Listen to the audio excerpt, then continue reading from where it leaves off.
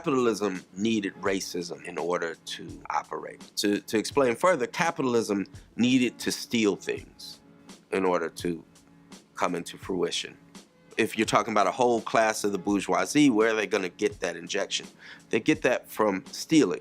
It's called primitive accumulation, and it's something that has been at the beginning of every new economic system.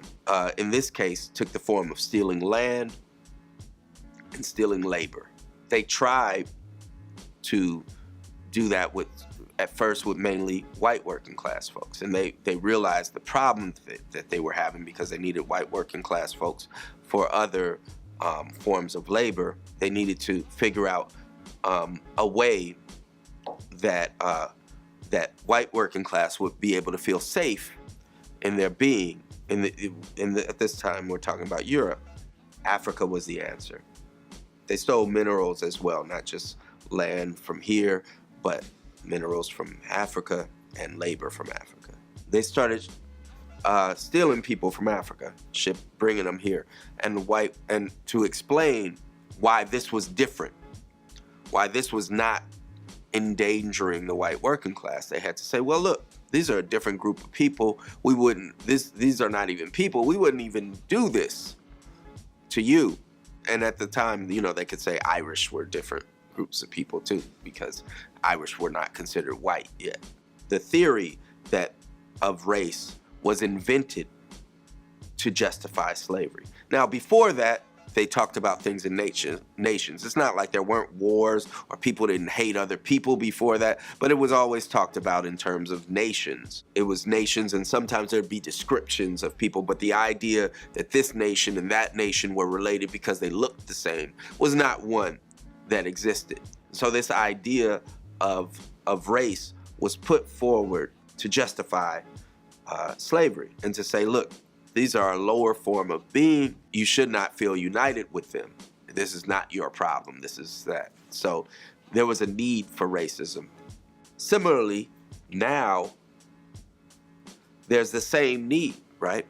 Because stereotypes about black folks are used to explain to the white working class that poverty is the cause of people making their own bad choices, as opposed to poverty being necessitated by capitalism. The truth is, you cannot have capitalism without poverty. It needs it. You cannot have capitalism without unemployment. If there was full employment, 100% employment, no one could get fired because there'd be no one to replace them.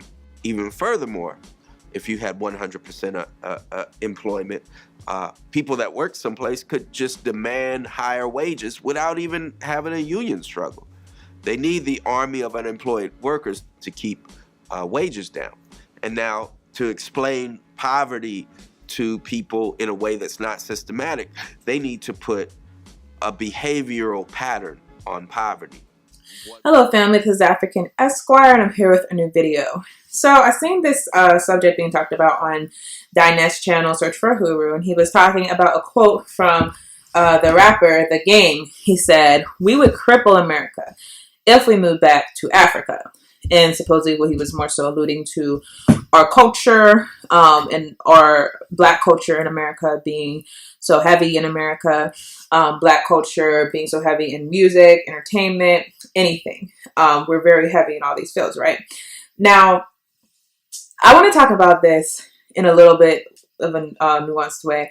I want to talk about what we mean to America and what our presence in America means to America. And not so much in the cultural aspect, but really in the economic aspect. Because if we did leave America and go back to Africa, would we cripple America? And the answer to that to me is, would America be able to scramble and find a new group to leech off of? That's really the question. So, let's first go to the dynamics of blacks in America. We have to understand that since we've been in America, we've only been in the United States for the purpose of exploitation. There's really been no other purpose. Slavery was for the purpose of exploitation. It was for the purpose of the capitalist system using us as a means to obtain riches for the white overseers, the white classes, the white civilization in general. So that's really why we're here. As far as what role did we play? We played the role of enriching white folks. Now, after slavery, there was kind of this like go back and forth between the Europeans and the blacks and all this stuff, because everyone was trying to figure out, what do we do with them? We only brought them here just so that they can make us money. That's all we brought them here for. We didn't bring them here so that they could be a part of America. We didn't bring them here so that they could get rich off of their labors. We just didn't bring them here for that. So what do we do with these millions of people that we have brought here, enslaved, stripped of everything? Like, what do we do? Now, many of you might know that that's actually a reason why Liberia was founded. Liberia was founded because to a lot of people, the solution was, well, let's send them back to Africa. And to this day, a lot of descendants of African Americans are over in Liberia. And that was really their plan at first. They founded a new colony in Liberia, unfortunately oppressing the native Liberians, similarly to how it's always done with colonialism. But they put the blacks over in America and power over in Liberia, which has caused so many conflicts, civil wars, and murder, really. But that was the solution to some people. Actually, not Benjamin Franklin. Who is the one? Thomas Jefferson. That was his plan also. He wanted to get rid. He felt like the only way that America could deal with the blacks is to get rid of them and send them back to Africa. Now, some others said, no, we're going to stay here. And the solution then was, well, if you do stay here, we're going to have to find or figure out a way that we can still control you. So the reason being still control you is because the idea behind capitalism is that we're going to ensure that there's a certain people who are for the benefit of the other people. And the other people could be a small proportion, could be a large proportion, but the other class of people, they are going to benefit off of you. So the switch became, well, fine, we'll let you stay, but we're going to have to basically exploit you. We're going to have to find a way that we can eat off of you. And this has been done in every single way when it comes to black people. It's been done with housing. It's been done with this prison industrial complex. It's been done in every single way where we're basically here to benefit the white capitalist machine. So the question is, if we were to go back to Africa, if it would cripple America, the question is, how would it cripple America? And I think it would cripple America's economy. Now, the thing about capitalism is, if we were not poor, the entire American system would implode on itself. And this is why Malcolm X said that, show me a capitalist and I'll show you a bloodsucker, because the whole goal of capitalism is to suck the blood from someone. Now, in America, we have two different levels of blood sucking. We have African people in America, and we have African people and other people such as Latin people, Latino people, Asian economies, different people. And they're also having the blood sucked from them. And the way that it's being sucked in America, as I stated, is done through the prison industrial complex. It's done through services that are supposed to be rendered to these populations, but are actually propelling a system of poverty. So there's different things that benefit the overall system from us being in the position that we're in. And the fact is that if we were not there, then a lot of people would not have jobs based off of our poverty, would not have jobs based off of our condition, and would not be able to oppress us that way. So what would happen to the prison industrial complex? What would happen to the social services system? What would happen to these systems that try to perpetuate us living inside of a certain situation and thereby are able to enrich their people and give jobs and opportunities to their people solely on the basis of us being inside of being subjugated into a lesser class?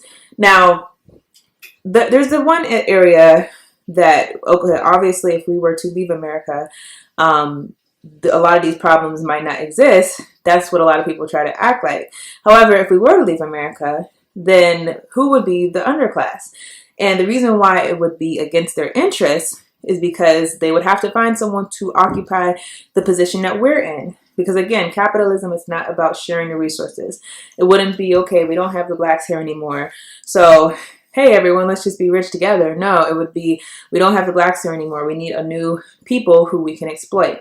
And the fact is that until black people in America make a conscious decision and a conscious effort to no longer be in this position, no longer be the ones who are being exploited, and collectively try to move to other systems, try to move to outside systems in order to empower ourselves, they're always going to assume that we're going to occupy this position. Notice that despite the fact that Latino people, they face a lot of the same issues that we face, we're still on the bottom as far as these issues. We're still on the bottom as far as poverty. We're still on the bottom as far as the unequal education. We're still on the bottom as far as housing. We're always on the bottom. Any statistic.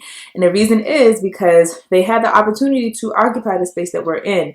However, because of their cohesiveness and because they were able to navigate systems outside of the American economy, they were able to build something somewhat resistant to American racism.